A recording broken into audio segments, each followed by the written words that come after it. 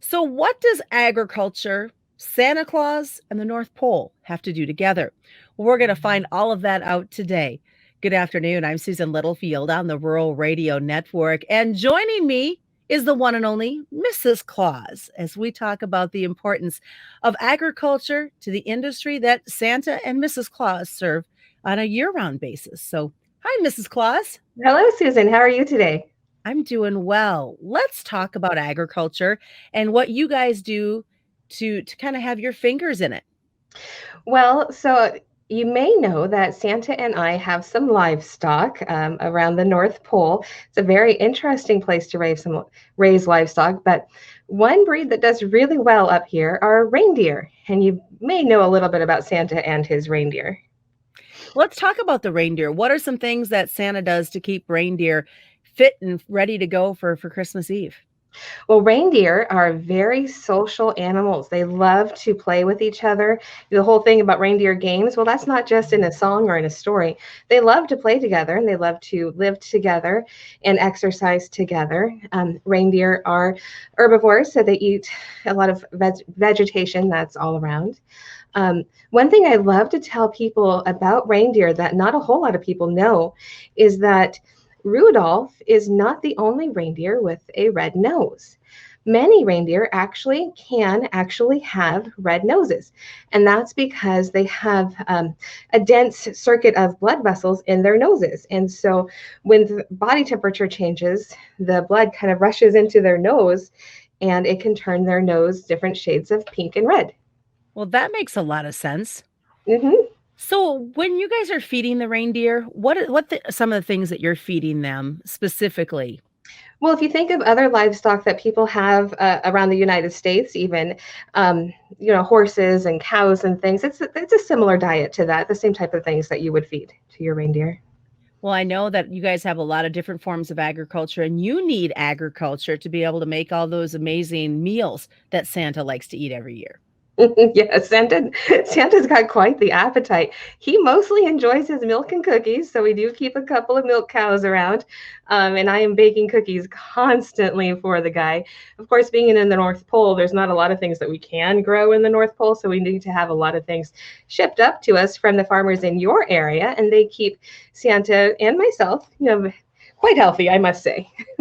Well, speaking of having to import from the lower 48, we have two little boys. Their mom works with us here at the radio station. Both Charlie and Will kind of got into a little argument, so hopefully it doesn't put them on Santa's bad list. But they're wondering, where does Santa Claus really live? Well, Santa lives in our home up in the North Pole. We have a home that's for us, and then we have a workshop, of course, and some places for all of the helpers and stables for the reindeer and things. But we have our lovely little home that we keep nice and cozy in up in the North Pole. And do you have snow right now? Of course we do. We have snow a lot. Let's talk about the elves. You have some great workers. You have to be able to feed them as well. So agriculture plays a very important role in keeping the elves going. It does. Do you know anybody who grows sugarcane or sugar beets? Because elves love their sugar. Now, I know that typically comes from other areas from where you're at, but elves rely on a heavy diet of a lot of sugar. I don't recommend it to anybody. I think most humans should definitely eat some healthier meals, but you've probably heard of the main food groups for elves, which would be candy, candy canes, candy corn, and syrup. It's true. So who knows? Maybe some of our sugar beets from the western panhandle of Nebraska found its way to the North Pole. Probably, I would say so. So as Santa gets to travel around on Christmas Eve and you get to kind of sort of relax, what are some of the favorite things that you like to cook besides obviously cookies for Santa? I love to cook everything, actually. I really enjoy cooking and baking. Now, I know that there are a lot of things that I do outside of that as well. I don't want to sound like, I only have to be in the kitchen, but I really, really love it. I love to experiment with a lot of different things. I like to try things from new areas. Of course, you can't beat the standards like a good roast when Santa comes home on Christmas morning and wants something really hearty because of all of the travel he's been doing. Love that. One of my favorite things, and this is completely true, but one of my favorite things in the evening is to settle in to watch a good Christmas movie with a great big bowl of popcorn. I love popcorn. So if you know anybody who has anything to do with the popcorn industry, tell them I said hello and they're always on the nice list. Wonderful. We've got some amazing popcorn producers right here in Nebraska. So they too are helping out Santa and you get through the cold winter months. Now, one area of Christmas, and I don't think a lot of folks think of Christmas trees as being a part of agriculture, but Christmas trees play a vital role. Really, Christmas trees do. And Christmas time is a wonderful time for some ornamental agriculture because we have our beautiful Christmas trees. And I mean, is there anything quite like the smell, the scent of a real Christmas tree in your home? I love it. I truly do.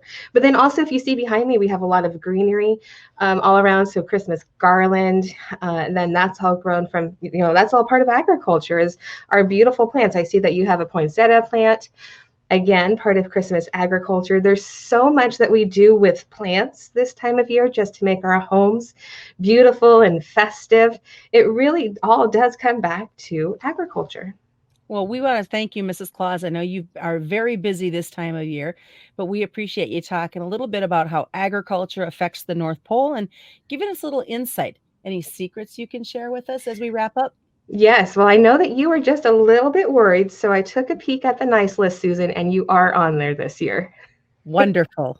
Wonderful. Well, thank you, Mrs. Claus, for joining us. Yeah, thank you. Well, what an opportunity for us. And you can, by the way, see the interview I have done with Mrs. Claus. We have got that shared on our social media platforms. We're wishing everybody a Merry Christmas. I'm Susan Littlefield on the Rural Radio Network.